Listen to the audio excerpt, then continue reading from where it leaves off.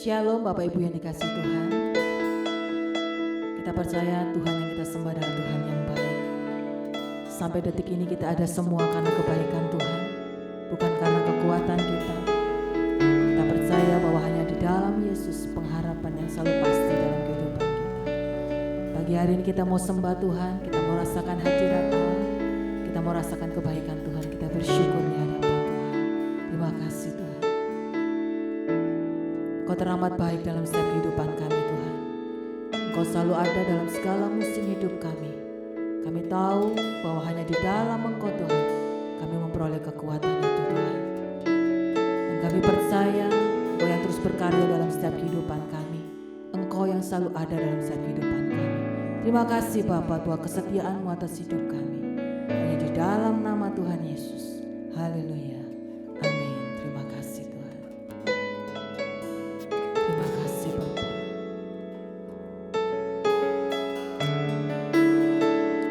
Terima kasih Yesus.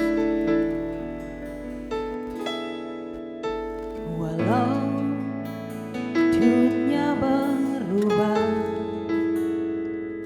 namun kasih-Mu Tuhan tetap sama di hidupku.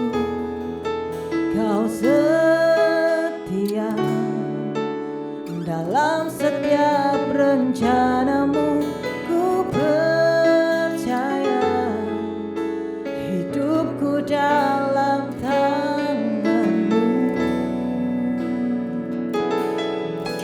Walau dunia berubah, namun kasih-Mu Tuhan tetap sama di hidupku. Kau setia dalam setiap rencana-Mu. Ku percaya hidupku dalam tangan-Mu. Sampai detik ini ku melihat penyertaan-Mu sempurna. Sampai selamanya Kaulah Tuhan, satu-satunya pengharapanku.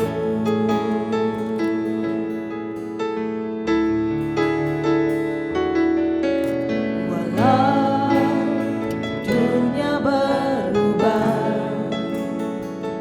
namun kasih-Mu Tuhan tetap sama di hidupku. Kau setia dalam setiap rencana-Mu. Ku percaya hidupku dalam tangan-Mu. Sampai detik ini ku melihat penyertaan-Mu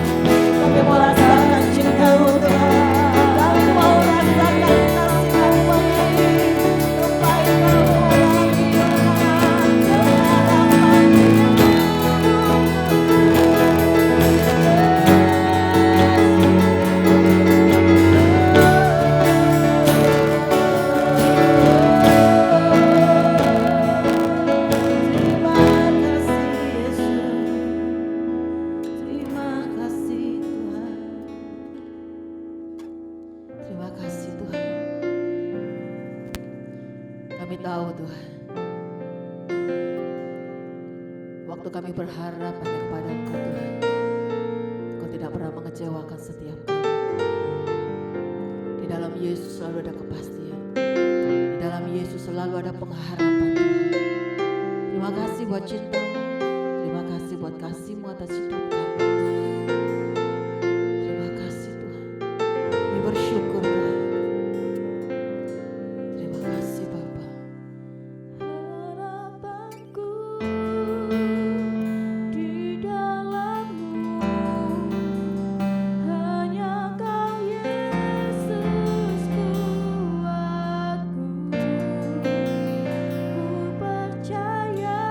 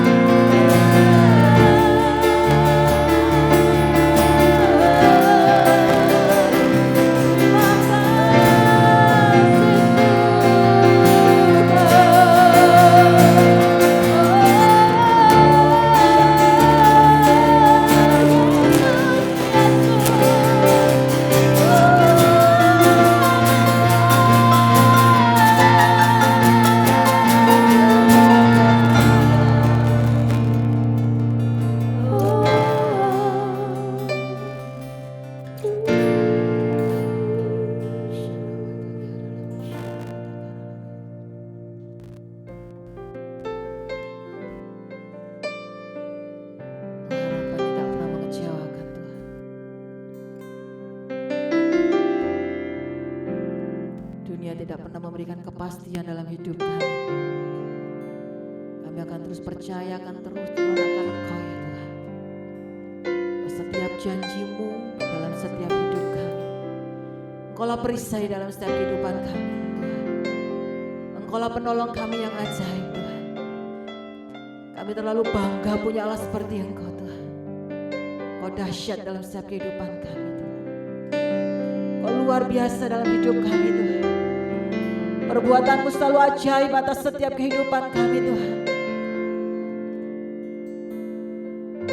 Kami percaya Tuhan, saat ini yang lemah dikuatkan Tuhan, yang sakit boleh disembuhkan Tuhan, yang susah hati boleh dihiburkan Tuhan.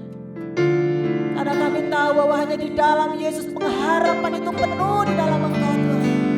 Tidak ada satupun rancangan-Mu yang gagal atas hidup kami. Tidak ada satupun perkataan-Mu yang gagal dalam hidup kami. Sehingga kami hari ini bukan lagi mendengar kata dunia ini, bukan mendengar kata manusia Tuhan, tapi kami mau mendengar akan suara-Mu atas hidup kami. Tidak ada yang gagal Tuhan, tidak ada yang mengecewakan dalam hidup kami. Karena kami tahu bahwa Allah yang kami sembah adalah Allah yang hidup, yang selalu memberikan pengharapan atas hidup kami, yang selalu memberikan kekuatan dalam hidup kami. Kami aman di dalam-Mu Tuhan. Jiwa kami tenang di dalam hadirat Allah. Terima kasih Tuhan. Terima kasih Bapa. Engkaulah perisaiku saat badai hidup menerpaku. Janji-Mu di dalamku. Pulihkan setiap jiwa kami Tuhan. Pulihkan jiwaku. Engkaulah perisaiku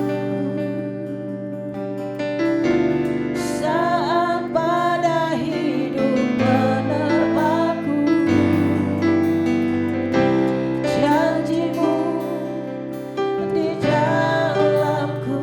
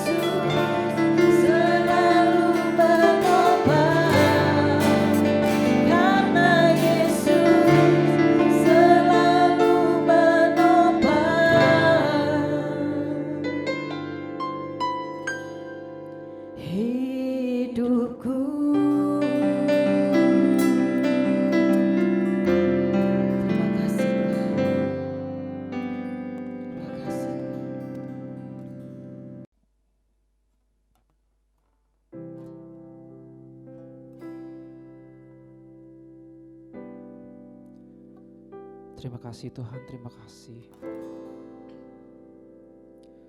Terima kasih untuk pagi hari ini ya Tuhan.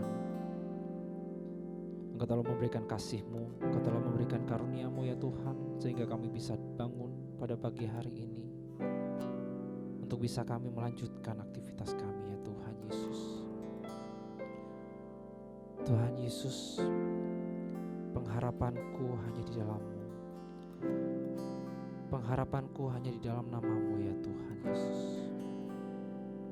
Kami mengucap syukur sebelum kami akan melanjutkan aktivitas kami. Sebentar kami akan mendengarkan seruan dari hati-Mu ya Tuhan. Biarlah melalui renungan ini kami boleh memperoleh bimbingan dan hikmat yang dari-Mu Tuhan. Sehingga pada hari ini kami selalu ada di dalam tuntunan-Mu ya Tuhan Yesus. Terima kasih ya Tuhan, kami serahkan hidup kami hanya di dalam nama-Mu, di dalam nama Tuhan Yesus Kristus. Haleluya. Amin. Shalom saudara terkasih di dalam Kristus. Pujian tadi mengatakan bahwasanya harapanku hanya pada Yesus. Harapanku hanya kepada Tuhan Allah.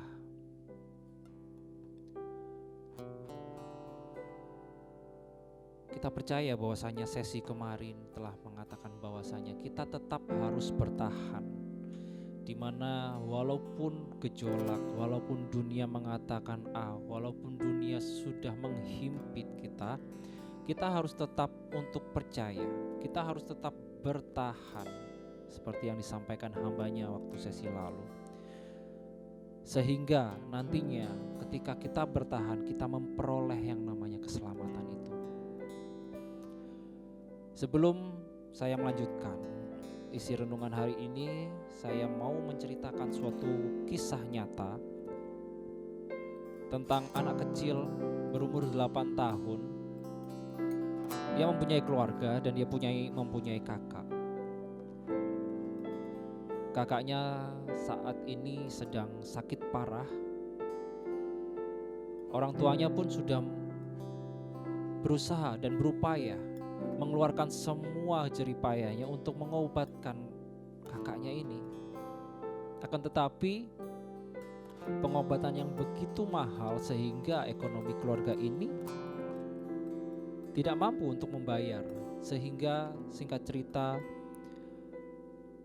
suami istri, ayah dan ibu Sally ini, yang anak berusia 8 tahun ini tadi, mendengar. Singkat cerita, yang diingat Sally ketika itu adalah ucapan di mana kakakmu hanya bisa disembuhkan oleh mujizat. Lantas anak kecil yang begitu polos ini, setelah mendengarkan kata-kata itu bergegas dia menuju kamar, mengambil celengannya, memecahkan celengannya, dan dia menghitung berkali-kali supaya uangnya itu tidak tertinggal satupun. Kemudian setelah dia hitung dan sudah dia pastikan, dia pergi ke sebuah apotek.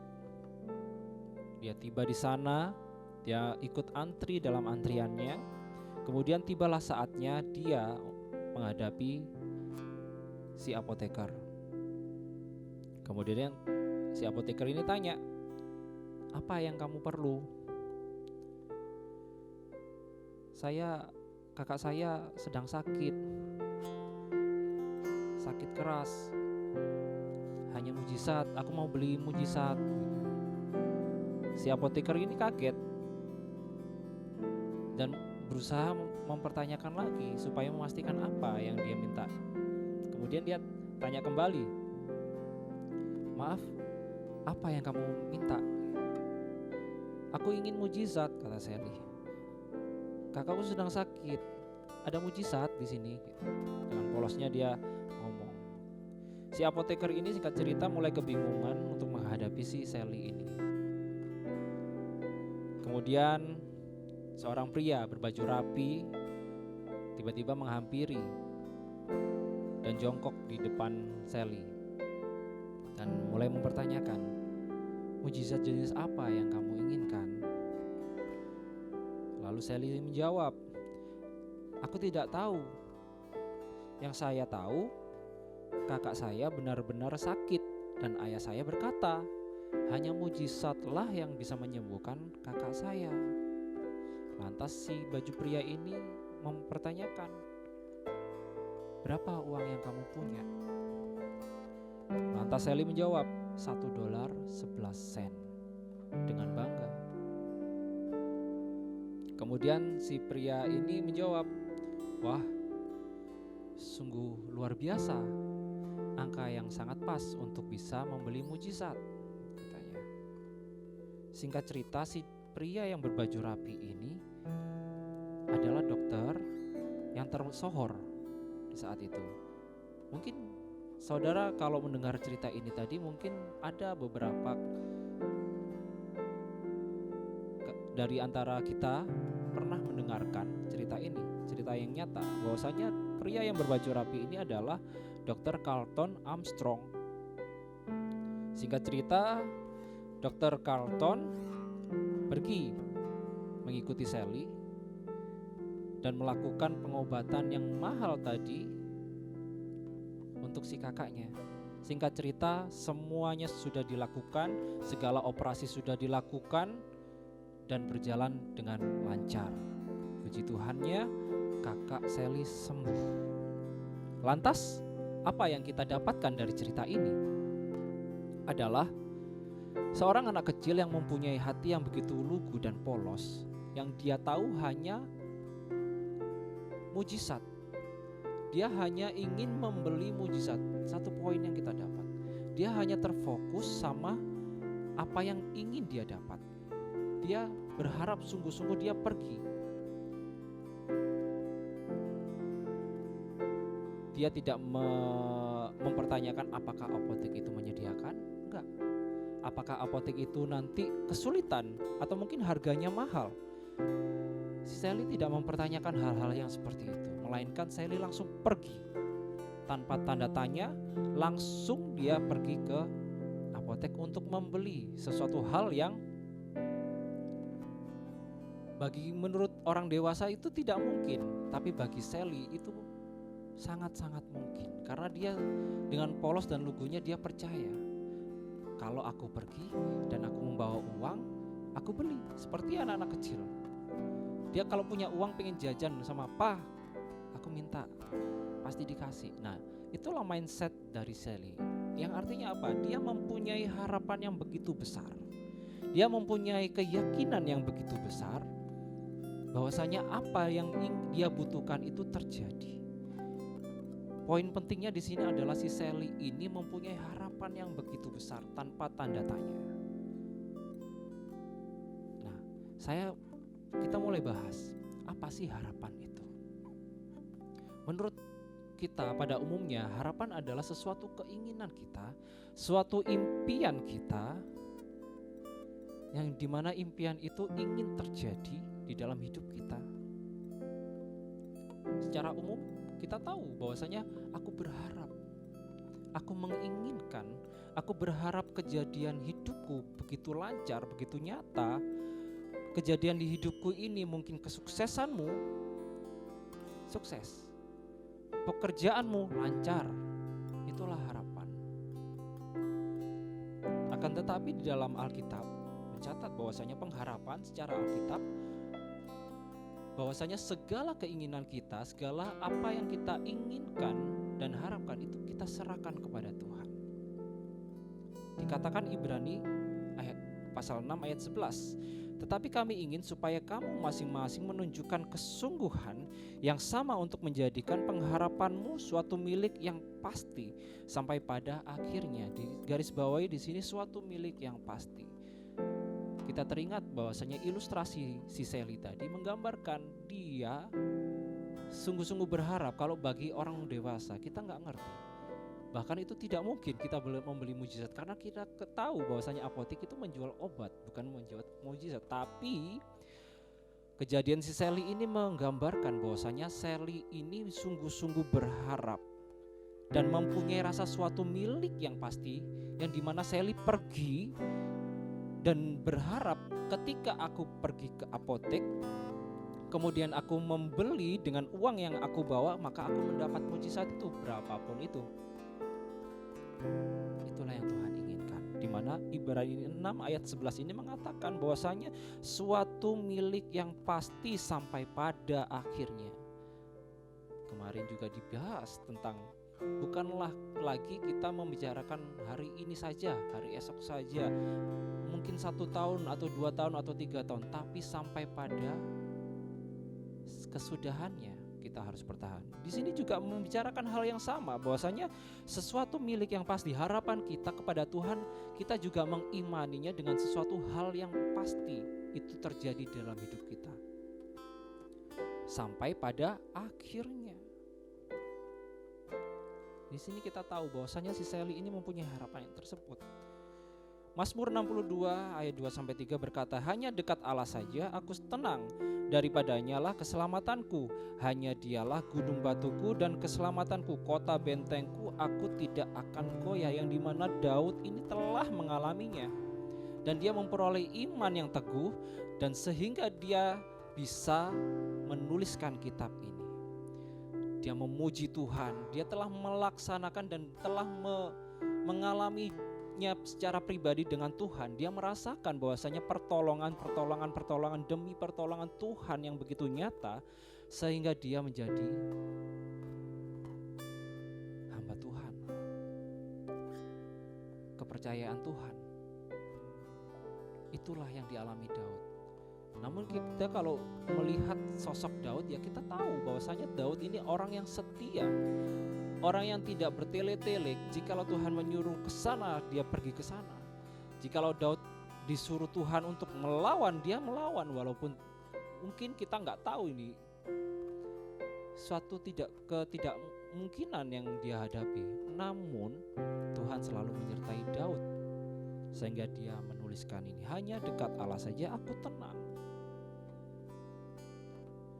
Lantas apa saja yang bisa mengganggu harapan kita untuk supaya kita tidak berharap lagi? Yaitu adalah kekhawatiran. Kekhawatiran kitalah yang menjadikan kita beroleh hati yang tidak damai, hati yang was-was, hati yang memikirkan segala sesuatunya itu sampai sedemikian rupa kita merancangkan suatu hal supaya kekhawatiran kita itu tidak terjadi. Namun apakah itu hal yang pasti? Tidak. Karena Tuhanlah yang berdaulat atas hidup kita. Karena Tuhanlah semua ini ada. Walaupun kita merancangkan yang hebat, walaupun kita merancangkan yang lebih tinggi, bahkan nomor 1 di antara umat manusia, ketika Tuhan bilang tidak, semua itu tidak terjadi. Mungkin itu diizinkan terjadi, namun pada akhirnya Tuhan akan mematahkannya. Walaupun dari tangan-tangan orang banyak, walaupun hanya dengan 1 orang, pasti Tuhan akan bertindak.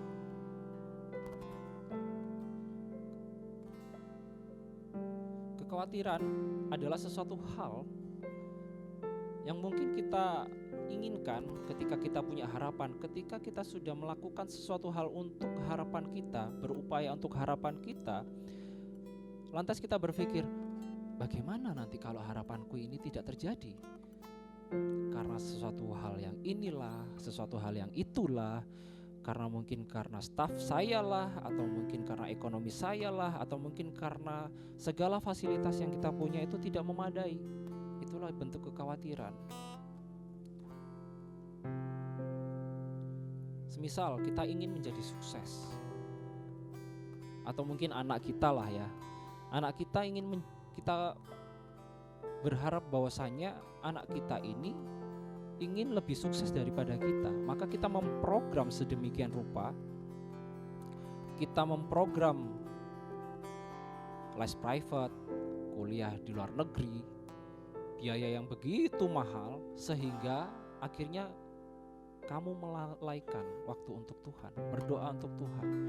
Kamu direpotkan dengan segala kesibukanmu, sehingga itulah mengapa rancangan-rancangan kita yang besar walaupun itu baik adanya, itu digagalkan oleh Tuhan. Karena kenapa? Bukan itu yang Tuhan kehendaki. Tuhan ingin kamu lebih dekat kepada Tuhan. Gunakan kepintaranmu, gunakan akal budimu, gunakan kejeniusanmu, gunakan segala rancangan-rancangan yang kamu bisa rancangan itu untuk Tuhan. Jangan kamu pakai untuk kepentinganmu sendiri, harapanmu sendiri. Memang baik, kamu telah merancangkan hal yang baik tentang anakmu. Akan tetapi juga porsi untuk Tuhan juga kamu rancangkan. Jangan semuanya itu rancangan untuk kamu pribadi. Maka dari itulah rancangan yang besar sekalipun jikalau tidak berkenan di hadapan Tuhan, semuanya akan sia-sia.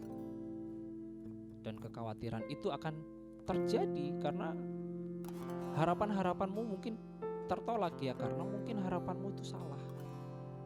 Harapanmu berletak di pada keuntunganmu pribadi, bukan untuk mempermuliakan nama Tuhan.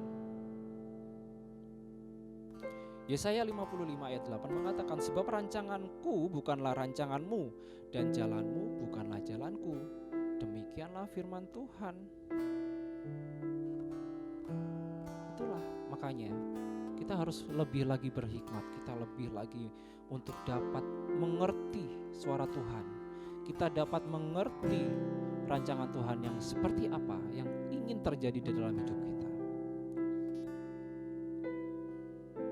Markus 4 ayat 35 sampai 40. Ini adalah kisah di mana perjalanan Yesus menyeberang danau dan Yesus tertidur di buritan. Pada hari itu, waktu hari sudah petang, Yesus berkata kepada mereka, marilah kita bertolak ke seberang.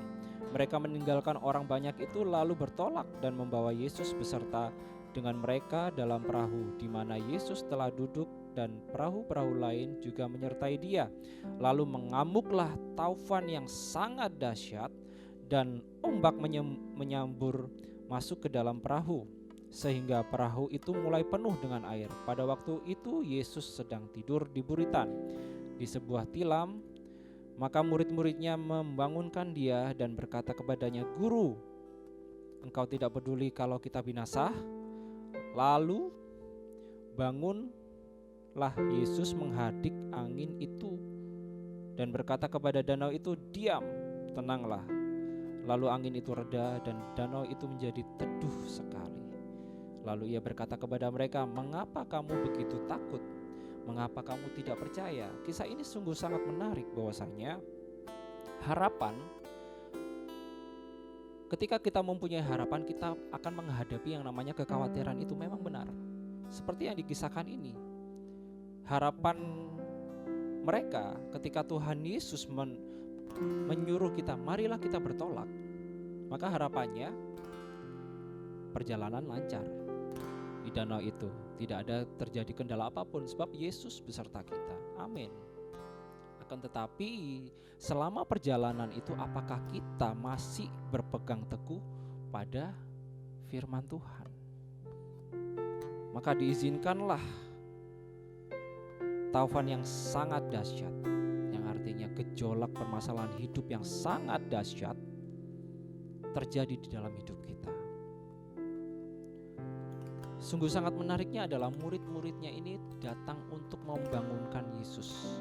Yang bisa saya gambarkan adalah kita pribadi, jikalau kita menghadapi gejolak masalah, gejolak permasalahan hidup yang begitu besar, sehingga kita itu sampai sesak nafas, tidak bisa tidur, dan bingung untuk menemukan cara menyelesaikan permasalahan ini, maka datanglah kepada Yesus, bangunkan Yesus di dalam dirimu, bangunkan imanmu di dalamnya, sebab kita ini adalah wadahnya. Roh Kudus ada di dalam kita. Kita perlu membangunkan karena kita seringkali memang menidurkan roh kita, sehingga sehingga permasalahan itu boleh terjadi. Maka kita perlu membangunkan. Kita kembali lagi berharap pada Yesus. Kita lebih lagi berdoa kepada Yesus. Sehingga sangat menariknya lagi, ketika Tuhan sudah mendengar keseriusanmu, Tuhan sudah mendengar kesungguhan hatimu untuk mencari Yesus, dia bangun tidak bertele-tele lagi, langsung menghardik angin dan badai itu. Dan seketika apa yang terjadi? Angin itu reda dan menjadi sangat teduh. Itulah, bangunkan. Tuhan tidak bertele-tele. Kenapa kamu bangunkan aku? Kenapa? Kamu lu berdosa. Kamu lu ini enggak. Kamu itu tidak layak. Enggak. Dia selesaikan dulu permasalahan hidup kamu, lalu dia mempertanyakan kenapa kamu tidak percaya. Intinya kamu, kita semua perlu membangunkan Tuhan Yesus. Mungkin di setiap kita yang mendengarkan firman ini, ada dari salah satu kita sedang menghadapi permasalahan. Inilah saatnya kamu membangunkan Yesus di dalam dirimu. Taruh harapanmu di dalam Yesus. Taruh segala impianmu di dalam Yesus. Cari dia, cari dia. Berdoa bersungguh-sungguh, minta kepada Tuhan. Tuhan tidak mempertanyakan backgroundmu, Tuhan tidak mempertanyakan dosamu, Tuhan tidak mempertanyakan dari suku mana kamu, Tuhan tidak mempertanyakan apakah kamu jelek atau cantik, atau ganteng, atau buruk rupa. Tuhan selesaikan dulu masalahmu, lantas Tuhan mempertanyakan kenapa kamu tidak percaya. Intinya Tuhan menolong, dan lakukanlah hak kita sebagai murid Yesus, di mana kita harus melakukan firman Tuhan. Kekhawatiran bukan menjadi alasan untuk meninggalkan persekutuan Tuhan. Lukas 10 ayat 41, tetapi Tuhan menjawab, Marta, Marta, engkau khawatir dan menyusahkan diri dengan banyak perkara. Seperti tadi, kesuksesan kita ingin sukses, kita ingin benar-benar menjalani hidup ini lebih tinggi derajatnya. Semua orang. Akan tetapi ingat, Tuhan ingin berbicara kepada kita satu. Tuhan ingin berbicara kepada lewat pribadi kita secara pribadi. Cari Tuhan, cari Tuhan. Kekhawatiran adalah hal yang manusiawi. Akan tetapi jangan sampai kekhawatiran itu membunuh iman dan pengharapanmu kepada Tuhan yang senantiasa menyertai kita. Dan bagaimana kita harus melakukannya di dalam kehidupan kita? Ada 3 poin yang saya akan bahas, bahwasanya 1, dengan diri sendiri, bagaimana kita mempraktekkan adalah dengan mengucap syukur, dan adalah tentang bagaimana diri kita semestinya menaruh harapan yang positif terhadap kemampuan yang dimiliki serta anugerah-anugerahnya yang telah menjadikan kita hidup sampai saat ini. Kita percaya bahwasanya di dalam kehidupan ini tidak ada yang namanya suatu kebetulan, sebab Tuhan telah merancangkan segala sesuatunya di ayat yang tadi saya bilang. Bahwasanya Tuhan bilang, aku semuanya tahu rancangan-rancangan yang ada di dalam tanganku. Bahwasanya kita hadir, kita lahir di dunia ini itu sudah mulai dari rancangan kita. Kita sudah dirancangkan oleh Tuhan bahwasanya kita hadir di dunia ini, lahir di dunia itu untuk menjadi apa juga sudah dirancangkan. Semuanya itu sudah dirancangkan. Akan tetapi respon kita, apakah sesuai rancangan itu?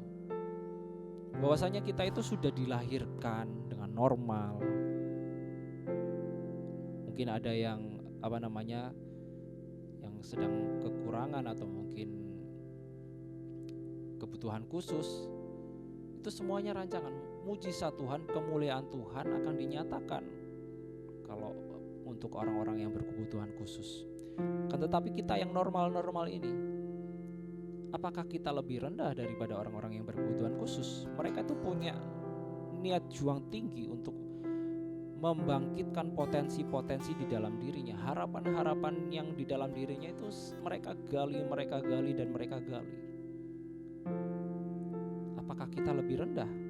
bahwasanya kita diciptakan normal, punya tangan, punya kaki, mata dua, hidung. Semuanya itu sudah tertulis dan dirancangkan. Jadi harapan-harapan kita kembangkan di dalam diri kita. Aku bisa, aku berharap, aku hidup. Aku berharap Tuhan selalu menyertai aku. Aku berharap aku mempunyai kemampuan. Semuanya itu sudah dirancangkan. Yeremia 29 ayat 11. Sebab aku ini mengetahui rancangan-rancangan apa yang ada padaku mengenai kamu. Demikianlah firman Tuhan, yaitu rancangan damai sejahtera dan bukan rancangan kecelakaan, untuk memberikan kepadamu hari depan yang penuh harapan. Bahwasanya semua rancangan-rancangan di dunia ini sudah ada, dan kita hadir dan lahir pertama kali menghirup udara di bumi ini sudah dirancangkan. Dan itu terjadi apa? Hari depan yang penuh harapan. Lantas buat apa kita harus khawatir tentang hidup kita? Lantas apa? Buat apa? Itu hal yang sia-sia.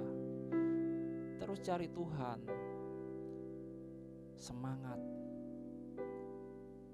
Nyalakan api kita di dalam Tuhan. Nyalakan api semangat kita, sukacita kita kepada Tuhan.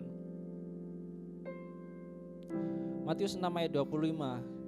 Karena itu aku berkata kepadamu, janganlah khawatir akan hidupmu, akan apa yang hendak kamu makan atau minum. Dan janganlah khawatir pula akan tubuhmu, akan apa yang hendak kamu pakai. Bukanlah hidup itu lebih penting daripada makanan, dan tubuh itu lebih penting daripada pakaian. Jelas-jelas Tuhan Yesus sendiri yang ngomong ini. Bahwasanya kita itu gak perlu khawatir. Letakkan harapan-harapan yang positif. Bahwasanya kita bisa. Kita mampu melalui badai ini.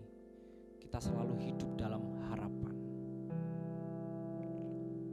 Amsal 17 ayat 22. Hati yang gembira adalah obat yang manjur, tetapi semangat yang patah mengeringkan tulang. Ketika kita menghadapi kekhawatiran, kita mulai yang namanya hati yang patah, semangat yang patah. Kita tidak lagi mempunyai semangat karena kekhawatiran kita sudah menguasai hidup kita. Kita sudah buta yang namanya mujizat-mujizat Tuhan. Kita sudah melupakan semua kebaikan-kebaikan Tuhan di semasa hidup kita. Kita beroleh nafas gratis. Kita beroleh matahari yang selalu berputar di bumi ini itu juga gratis. Lantas buat apa kita tidak percaya kepada janji Tuhan bahwasanya kita itu dipelihara oleh Tuhan? Jangan. Kita harus tetap berharap penuh. Jikalau engkau punya kekhawatiran, letakkan kekhawatiran itu dan bangun lebih intim lagi kepada Tuhan dan berharaplah kepada doa dan doa. Terus berdoa. Dan poin yang kedua adalah dengan orang lain atau lingkungan. Bagaimana kita harus menaruh pengharapan itu di dalam hidup kita untuk orang lain. Setelah diri kita menerima hati yang penuh harapan, setelah diri kita menerima mindset kita adalah hal-hal yang positif, tentunya sesuatu hal yang indah terpancar dari wajah kita. Kita mulai mempunyai sukacita, mempunyai damai sejahtera, dan mempunyai ketenangan. Jadi kita kalau menghadapi permasalahan kepada orang lain, orang-orang di sekeliling kita, kita selalu bersukacita. Dengan bahasa kita yang penuh sukacita, mereka juga memperoleh berkat dari Tuhan. Mereka ikut sukacita. Coba deh kita bayangkan, kalau kita bertemu sama orang, berinteraksi dengan orang dengan muka yang muram, muka yang kusut, muka yang kecut, asem, bagaimana menurut kita? Orang itu pasti menjawab, ini orang kenapa? Padahal kemarin-kemarin aku gak buat salah. Aku tadi berpapasan dengan dia masang muka yang muram, kayak ngajak berantem. Itulah. Sehingga berkat Tuhan yang melalui diri kita itu terhambat. Dan poin ketiga adalah bagaimana kita dengan Tuhan.